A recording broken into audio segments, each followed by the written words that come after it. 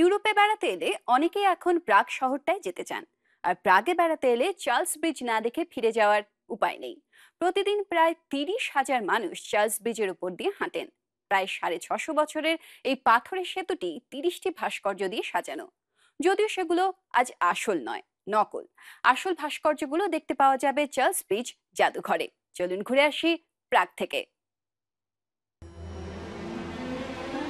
Check প্রজাতন্ত্রের রাজধানী প্রাগ শহরের মাঝখান দিয়ে বয়ে গেছে ভলটাভা নদী।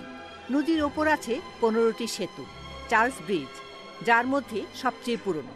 500 মিটার লম্বা এই সেতুটি ইউরোপের দীর্ঘতম গথিক স্থাপত্যের ব্রিজ।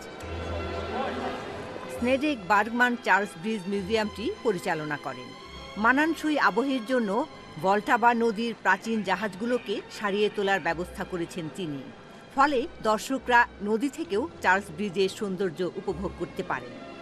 প্রাগ দুর্গকে ঐতিহাসিক পুরনো শহরের সঙ্গে যুক্ত করে এই চার্লস ব্রিজ। কিছুদিন আগে চেক জনগণকে জিজ্ঞেস করা হয়েছিল তারা কোন ঐতিহাসিক চরিত্রকে সবচেয়ে গুরুত্বপূর্ণ বলে মনে করেন।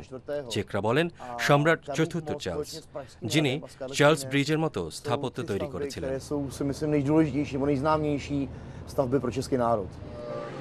পুরনো প্রাগে চার্লস ব্রিজের তোরণটি আসলে একটি প্রতীকী বিজয় তোরণ।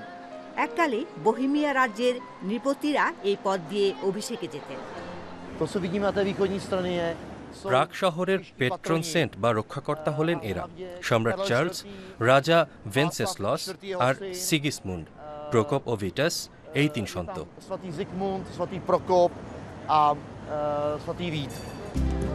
প্রতিদিন প্রায় 30,000 মানুষ চার্লস ব্রিজের ওপর দিয়ে হেঁটে যান, প্রধানত ট্যুরিস্ট। এশিয়ার বরকনেদের কাছে চার্লস ব্রিজের বিয়ের ফটো তোলার খুব ভালো লোকেশন। আবার ব্রিজের ওপর নিজের ছবি আঁকানো যায়। ভলটাভা নদীর ওপর নৌকা বিহারও খুব প্রিয়। চার্লস ব্রিজকে সাজানো হয়েছে মোট 30টি মূর্তি দিয়ে। তার মধ্যে যিশুর বাছাই 12 জন শিষ্য, নানা দেবদূত ও খ্রিস্টীয় পণ্ডিত ইত্যাদিরা আছেন। তবে এই মূর্তিগুলো সবই কপি। এই সেতুর পেট্রন সেন্ট হলেন সন্ত নেপোমুখ। 1683 খ্রিস্টাব্দে তার স্ট্যাচুটি বসানো হয়। নেপোমুখ হলেন ইউরোপ, এমনকি সারা বিশ্বের সব সেতুর রক্ষাকর্তা। আমার তাঁকে বিশেষ পছন্দ, কেননা তিনি যারা জল বা নদীতে কাজ করে তাদের রক্ষা করেন। মালা স্ট্রানার তীরে ট্যুরিস্টের ভিড়। এখান থেকে চার্লস ব্রিজকে তার ধনুকের আকারের 16টি খিলান সহ সম্পূর্ণ দেখা যায়। পর্যটকদের প্রতিক্রিয়া কি? ভোরবেলা কিংবা সন্ধ্যায় আমার বিশেষ ভালো লাগে। মানুষজন ছাড়া বেশ সুন্দর, শান্ত একটি জায়গা। চার্লস ব্রিজের ওপর দিয়ে যাওয়া মানে যেন অতীতে ফিরে যাওয়া। এখানে ইতিহাসকে অনুভব করা যায়। টুরিস্টরাও চার্লস ব্রিজ দেখে মুগ্ধ হন ও নিজেদের তোলা ছবি পাঠান।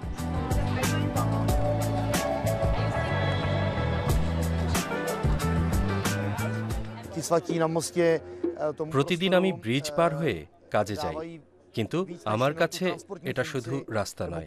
আমি এখানে দার্শনিক চিন্তার প্রেরণা পাই, ইতিহাস ও অনাগত ভবিষ্যৎ নিয়ে চিন্তা ভাবনা করি।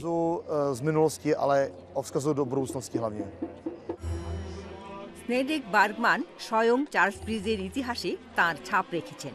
তাঁর উদ্যোগে 2009 সাল থেকে প্রতি বছর মে মাসে একটি বড় উৎসবের আয়োজন করা হয়ে থাকে। চার্লস ব্রিজ আর তার রক্ষাকর্তাদের সম্মানে এই উৎসব। তখন শুধু চার্লস ব্রিজের ওপরে যে তারাদের মেলা বসে এমন নয়।